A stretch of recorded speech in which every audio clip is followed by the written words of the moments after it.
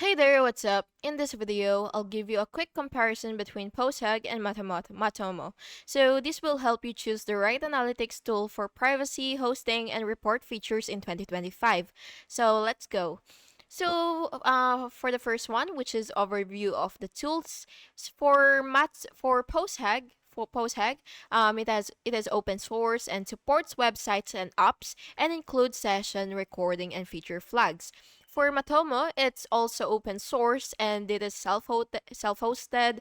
It is strong for privacy it includes analytics for websites. Now, for the second one, which is key features. For Matomo, it has real-time reports and goal tracking, visitor profiles, and GDPR compliance.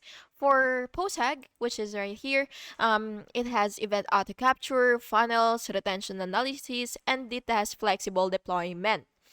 For pricing and hosting, Matomo, it has free self-hosted and cloud plans available.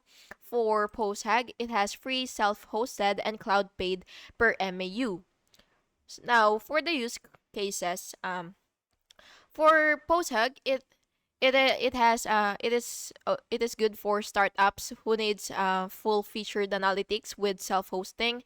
Now for Matomo, it's good for companies that's focused on GDPR and basic analytics.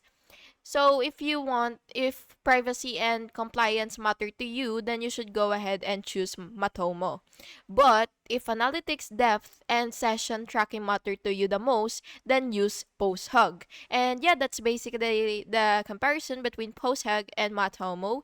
And you can pick the one that best fits your analytics goals. And yeah, thank you so much for watching this video, and I really hope you found it helpful. And if you did, please make sure to like and subscribe for more videos like this. Thank you and have an awesome day.